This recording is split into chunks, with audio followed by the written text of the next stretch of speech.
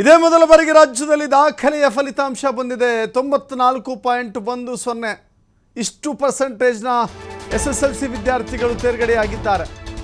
94.10% ವಿದ್ಯಾರ್ಥಿಗಳು SSLC ಪರೀಕ್ಷೆಯಲ್ಲಿ pass ಆಗಿದ್ದಾರೆ. ರಾಜ್ಯದ 7 ವಿದ್ಯಾರ್ಥಿಗಳಿಗೆ 625ಕ್ಕೆ 625 ಅಂಕ ಸಿಕ್ಕಿದೆ. ಇನ್ನು ಅನುದಾನಿತ ಶಾಲೆಗಳಿಂದ 92.44 ಫಲಿತಾಂಶ, ಅನುದಾನ ರಹಿತ ಅಂಶ. ಇಡೀ ಇತಿಹಾಸದ ಶೈಕ್ಷಣಿಕ ದಾಖಲೆಗಳನ್ನು ತೆಗೆದುಕೊಂಡರೆ ಈ ವರ್ಷದ ಸಾಧನೆ ಅತ್ಯಧಿಕವಾಗಿದೆ. ನಾನು ಹೇಳ್ತಾ ಇದ್ದೀನಿ ಕೇಳಿ, ಒಂದೇ ಥರ್ಡ್ ಲ್ಯಾಂಗ್ವೇಜ್ ಬಗ್ಗೆ ಯಾರು ಕಲಿಬೇಡಿ ಕಲಿಸ್ತಾ ಇಲ್ಲ. ನಾವು ಗ್ರೇಡಿಂಗ್ ಮಾಡಿ ಮಕ್ಕಳಿಗೆ ಒತ್ತಡ ತರಬೇಕು. 2ನೇ ಎಕ್ಸಾಮ್ 3ನೇ ಎಕ್ಸಾಮ್ ನೀವೇ ಕೇಳಿದ್ರಿ, 3ನೇ ಎಕ್ಸಾಮ್ ಈ ಸತಿ ಮಾಡಲ್ವಾ ಅಂತ. ಯಾಕೆ? ಮಕ್ಕಳ ತಪ್ಪಲ್ಲ, ನಮ್ಮ ತಪ್ಪಿಗೋಸ್ಕರ ನಾವು 3ನೇ ಎಕ್ಸಾಮ್ ಮಾಡಿದ್ದು. ಈಗ ಅವ್ರು ಅಚೀವ್ ಮಾಡಿರೋದ್ರಿಂದ ನಾವು ಮತ್ತೆ 3ನೇ ಎಕ್ಸಾಮ್ ಮಾಡೋದು ನನಗೇನು ಚಟ ಏನಿಲ್ಲ. ನಾನು ಹೇಳ್ತಾ ಇದ್ದೀನಿ, ಅದನ್ನು ಕಮ್ಮಿ ಮಾಡಿದ್ದೀನಿ. ಅದನ್ನು ವಿಶ್ಲೇಷಣೆ ಇನ್ನೊಂದು ದಿವಸ ಮಾಡ್ತೀನಿ. ನಾನು ಇದ್ರ ಬಗ್ಗೆ ಹೆಚ್ಚು ಚರ್ಚೆ ನೋಡಿ ಐಮ್ ಟೆಲಿಂಗ್ ಯು ಈ ಥರ ನೋಡಿ, ಈ ಥರ ಪ್ರಶ್ನೆ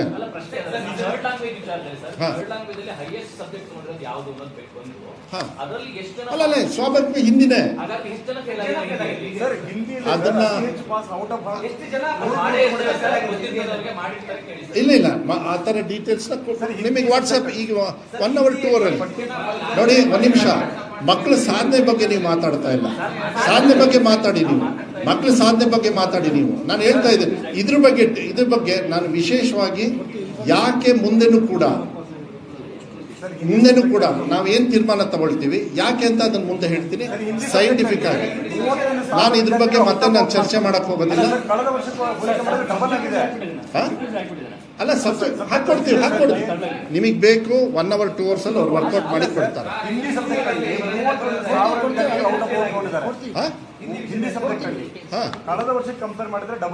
ಹೌದು, ಪಾಠ ಚೆನ್ನಾಗಿ ಹೇಳ್ಕೊಟ್ಟಿದ್ದೀವಲ್ಲ.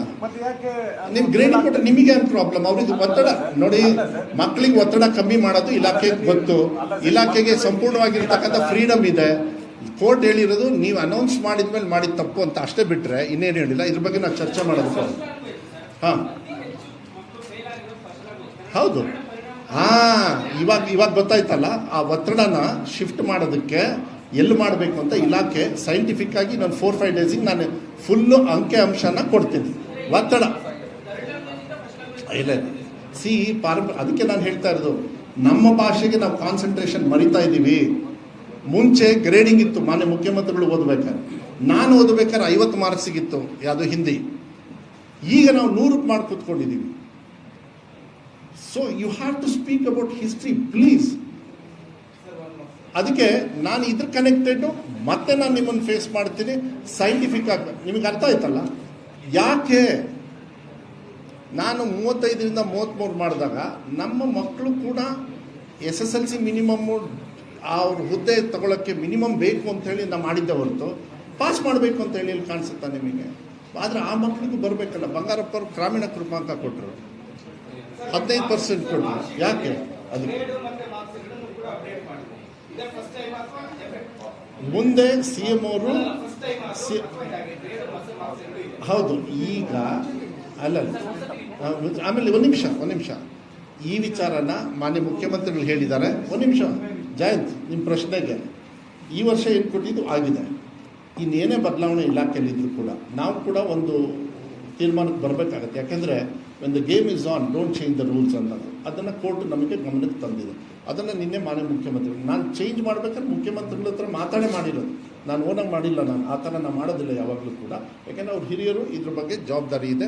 ಅವ್ರು ನನಗೆ ಮಾರ್ಗದರ್ಶನ ಕೊಟ್ಟಿಲ್ಲ. ಅದ್ರ ಜೊತೆಗೆ 1 ನಿಮಿಷ, ಈಗೇನು ನಾವು ಮುಂದೆ ಹೆಜ್ಜೆ ಇಡ್ತೀವಲ್ಲ, ಈ ರಿಸಲ್ಟ್ ಬಿಡಿ, ರಿಸಲ್ಟ್ ಮಕ್ಕಳಿಗೆ ಕೊಡಿ ಎಲ್ಲ ಆಗುತ್ತೆ. ಒಂದು 4-5 ದಿವಸ ಆದಮೇಲೆ, 1 ವಾರ ಆದಮೇಲೆ ಅದಕ್ಕೆ ನಾವು ಕರೆದಾಗ ಮುಖ್ಯಮಂತ್ರಿಗಳ ಜೊತೆ ಚರ್ಚೆ ಮಾಡಿ ಏನು ಚರ್ಚೆ ಮಾಡಿ